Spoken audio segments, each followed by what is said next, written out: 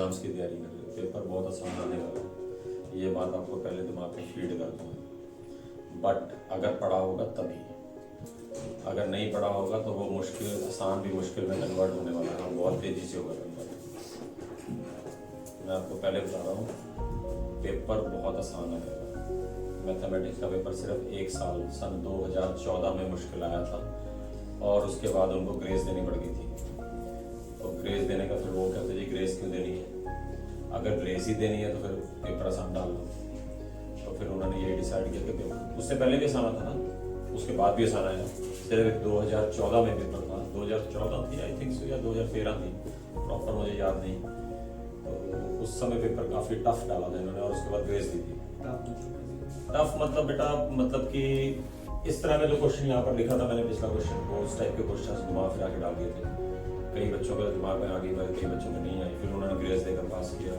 अब जैसे एक बार ये हुआ था कि फिजिक्स का पेपर आया था, काफ़ी टफ आ गया था।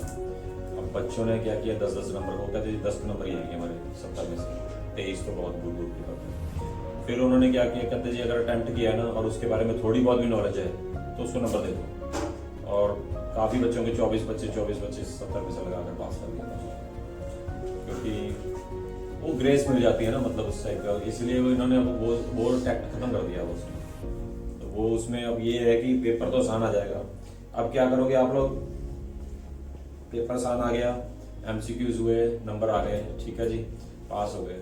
और जिन्होंने नहीं पढ़ा होगा ना वो जस्ट पासिंग पे ही होंगे, उसका पासिंग का कोई बेनिफिट नहीं होने वाला, कुछ भी नहीं बेनिफिट होगा। आपकी परसेंटेज बिल्कुल नीचे जाकर स्लम पे गिरेगी। फिर आप देखोगे ये क्या हो गया।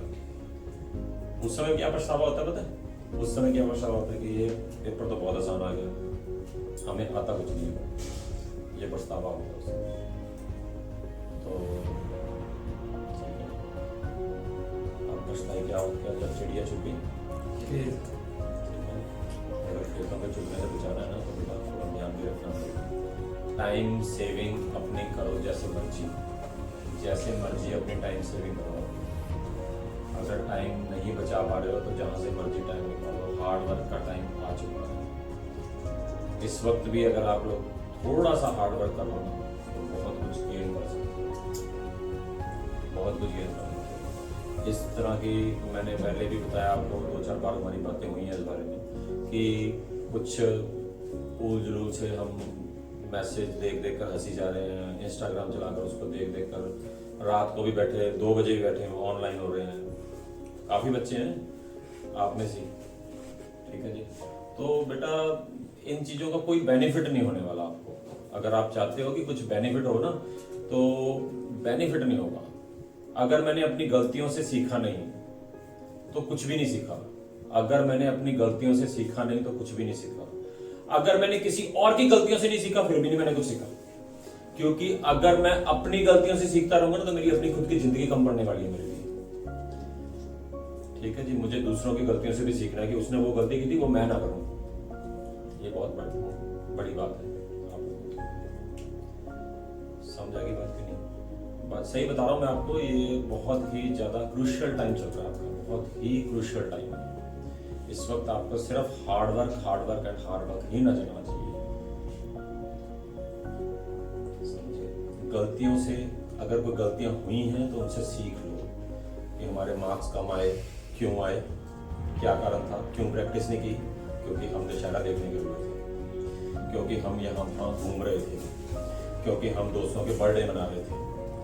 अगर अब भी नहीं सीखोगे फिर बोर्ड में तो बहुत मुश्किल हो जाएगी। मैंने आपको पहले भी बताया हुआ है शायद कि मेरे पास एक बच्चा आया था, उसको बोर्ड एग्जाम्स में 4 March I think so, no sorry 3 March को उसका पहला पेपर था इंग्लिश का, एंड देन वो कॉमर्स सेक्शन का बच्चा था एंड उसके पास मेन मैथ्स था। और 3 मार्च के बाद उसका सीधा ही 21 मार्च को एग्जाम था। इतनी छुट्टियां आ गई उसको। अब उसने क्या किया, प्लान किया कि पहले 4 छुट्टी में तो घूम कर आते हैं। प्लानिंग ये हुई उसकी।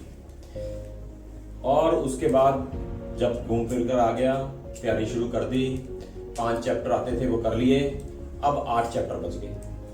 अब वो 8 के 8 चैप्टर मुझे जी शुरू से समझाओ, इट इज नॉट पॉसिबल। ये पॉसिबल नहीं हो पाएगा। आप सीधी सीधी अपनी लाइफ में बातें सोचो तो क्या ये पॉसिबल हो जाएगा? खुद सोचो कि अगर बाई चांस इन केस कई लोग भूख हड़ताल पे बैठते हैं, अपना इंडिया डेमोक्रेटिक कंट्री है तो बहुत कुछ होता है, कई लोग भूख हड़ताल पे बैठ जाते हैं, तो 10 दिन भूख हड़ताल पे बैठ गए, 11वें दिन क्या 10 दिन का खाना खा लेंगे? जब वो पेट की कैपेसिटी उतनी है तो इसकी भी तो कैपेसिटी है। इसकी कितना डालोगे इसके अंदर? थोड़ा थोड़ा करके डालोगे एकदम से? ठीक है, एकदम से आपके दिमाग में जाता है, बहुत कुछ जाता है पर ऊल-जलूल जाता है। आपके दिमाग में बहुत कुछ जाता है पर वो ऊल-जलूल होता है। पढ़ाई के रिलेटेड सर बोर हो गए जी, रात को चलाएंगे इंस्टाग्राम और फिर यहां पर आकर इस तरह से मुंह फाड़ कर लेंगे। ठीक है जी, ऐसे मुंह फटा होगा, फिर कहेंगे जी मैथ्स बोरिंग लगता है। मैथ्स कहां से बोरिंग हो गया? मैथ्स कहां से बोरिंग हो गया? नींदें तो बुरी नहीं हो रही, मैथ्स तो अपने आप ही बोरिंग हो गया।